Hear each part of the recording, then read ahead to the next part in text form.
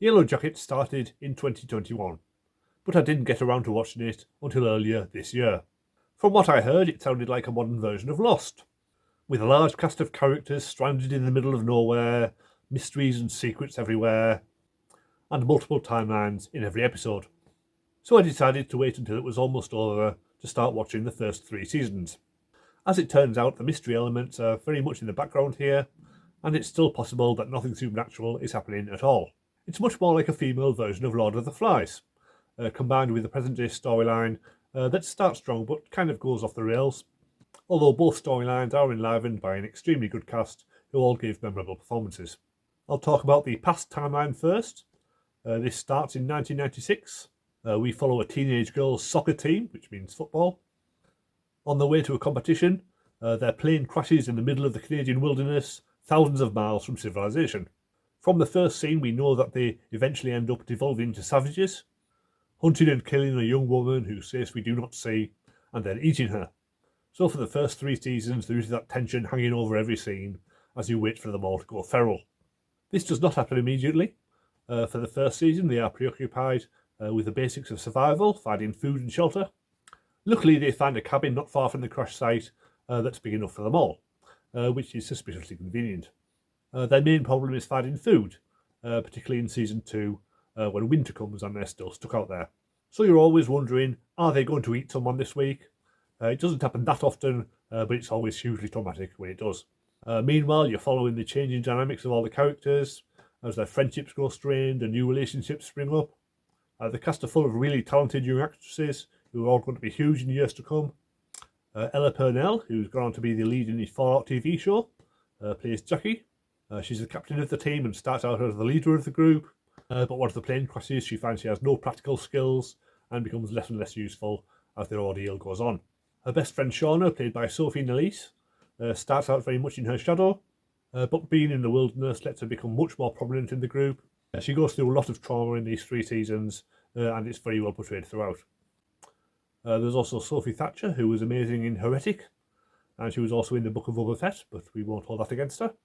She plays Natalie, who comes from a troubled home, but her shooting skills make her vital to the group's survival.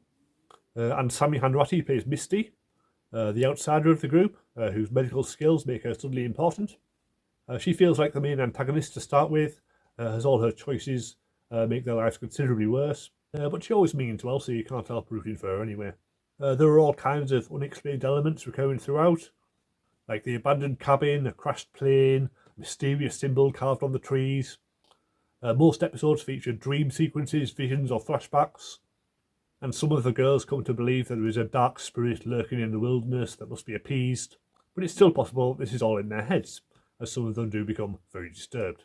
By the 3rd season, you can divide most of the cast into the ones who are still pretty reasonable and those who have gone completely crazy, and it's by no means certain which of them will prevail. In the present-day storyline, we follow some of the survivors 25 years later. We learn that they were stuck out there for 18 months, but they were eventually rescued, only they refused to talk about anything that happened. At the start, we follow 4 of them. There's Shauna, who's now married to Jackie's ex-boyfriend, and they have a teenage daughter. Thaisa has a wife and son and is running for Senate. Natalie has just got out of rehab, and Misty is working as a nurse. All of them come together when someone starts to investigate what happened after the crash. So initially, this storyline has you wondering what exactly happened to them and who else survived. So that keeps you watching while you get to know these 4 characters as adults.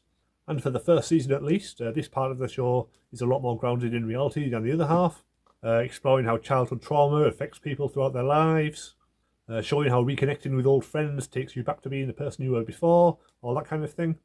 In seasons 2 and 3, it gradually gets more and more ridiculous, with affairs and murders and cults. The actors are still very watchable, but the storyline just gets crazier, and it's hard to see where they're going with it.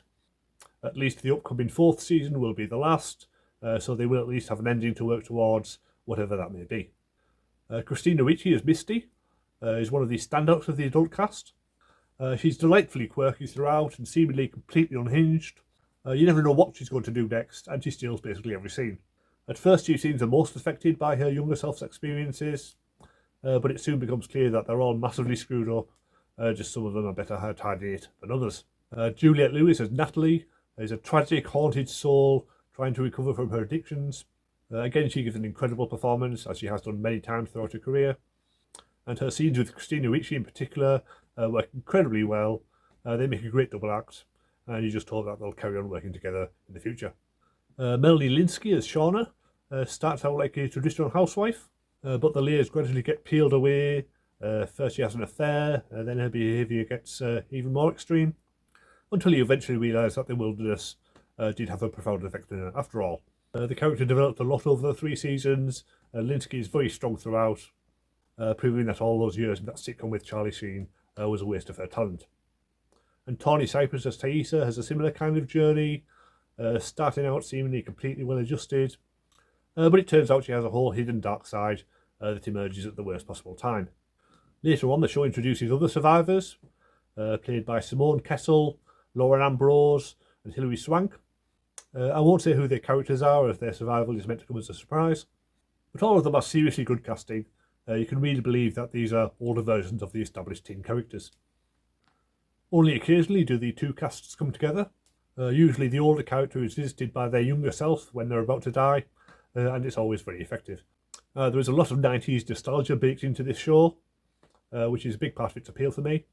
The soundtrack is full of 90s indie guitar bands, which are very much my kind of thing. A lot of the actors from the present day storyline are around my age, and they've been acting since the 90s, so it feels like I've grown up with them.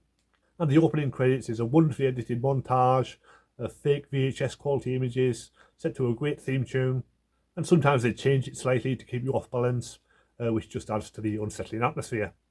The upcoming 4th season is set to be the last, and I have some thoughts about how it could end. It's possible that the teen cast could all be rescued right at the start, and the whole season could show how they adjust to being back in society, or they could leave that until the finale.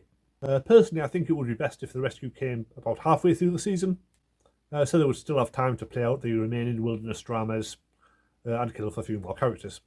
In the modern day storyline, I suspect the surviving characters will all end up going back to the wilderness. Admittedly, I'm not entirely sure why they would do that, but it would take the whole story full circle, and they could contrast that with the younger cast being back in civilization, basically swapping locations for each half of the show. That would be a very neat way to end it. Oh, well, thank you for watching. If you enjoyed this video, then please like or subscribe, and I'll see you next time.